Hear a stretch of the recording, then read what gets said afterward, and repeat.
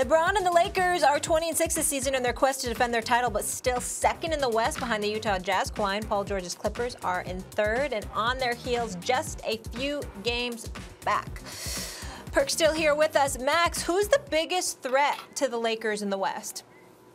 Well, I started out the season by saying it could be the Mavericks, but I have to say, and they started to win more recently, but Porzingis is always coming back from injury. And they've gone through COVID issues this year. I believe the Mavericks are going to be very dangerous by the time the playoffs roll around. But at this point, the way they're playing, it's got to be the Los Angeles Clippers. Guys, we know, like, you think the Clippers, you think Kawhi and Paul George. And I don't expect Kawhi to choke again in a Game 7. Although I also don't think you can rely on Paul George to be a superstar in the playoffs. But it may not matter. Like, you think of the Clippers, you think the supporting cast, Patrick Beverley, Lou Williams, Marcus Morris, and it's a good supporting cast. But they didn't, you know, the tweaks they made to the roster, mainly I thought they upgraded with Serge Ibaka.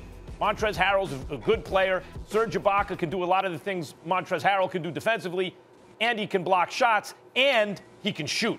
So I thought they were marginally improved there. They really needed a guy like Rondo. They didn't get him. But I didn't know Nick Batum could still play. Nicholas Batum was a guy who got, if he didn't get a max deal not that, you know, several years ago, it was something close to it.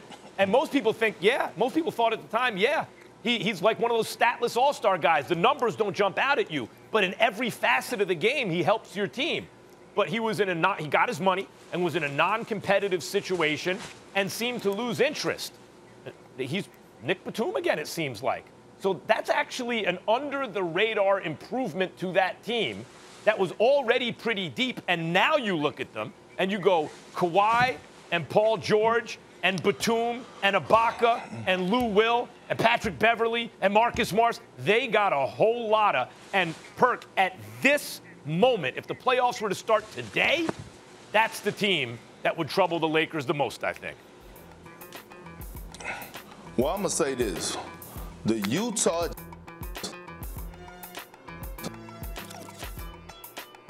all of it. And if it's one team in the West that could beat the Lakers in the West and challenge them, it's the Utah Jazz.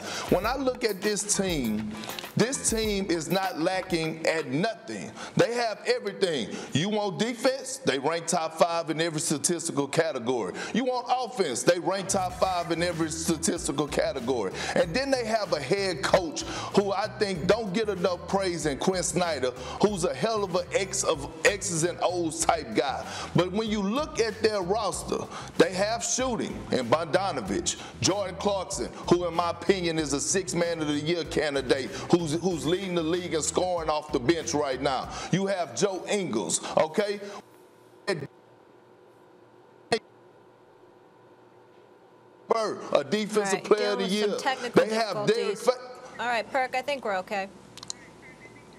They have Derek Favors, okay? You're breaking up for a bit, but it's fine. They have Derek Favors, a backup center that come in and they don't lack at that position. Mike Conley is starting to play like the Mike Conley that we saw in Memphis. And Donovan Mitchell, he has took a tremendous leap. We all know that he could get buckets. We know that he could in his sleep. We witnessed that last year in the playoffs. But now he's taking another step in making guys better. He's dropping dimes. He's creating passes on time, on target. So if it's any team in the West right now, today, that could challenge the Los Angeles Lakers and beat them, it's the Utah Jazz. Only problem with the Jazz is I hear what you're saying. You're right about all that. Bogdanovich and Gobert, you have the offense, you have the shooting, the defense, and Donovan Mitchell can go get you a bucket basically whenever he wants. But they lost to Denver last year because they really had one guy who can be an MVP when you need him most in Donovan Mitchell. And Denver had two, in Jamal Murray and Jokic. And when I look at this team, Perk, and as much as I know it's not about hero ball and all that, if you have an efficient team, look at the Spurs once upon a time. But when you're playing other teams who can do a lot of the stuff you can do, and they have two guys who can go do it like that, it's different. Mike Conley was no good in last year's playoffs, and he's always been one of my favorite players. But he is going to have to be that guy who can also go get the bucket when you most need it for them to be what you're saying in the playoffs. But Max, to your point, they took the Denver Nuggets to 7 games, okay? And Jamal Murray had an out-of-body experience, in my opinion. He went off. Donovan, but look, they were missing a 20-point score. Bogdanovich wasn't there. This is a huge piece that they were missing last year in the bubble. Now they got him back, and he's playing phenomenal basketball, Max.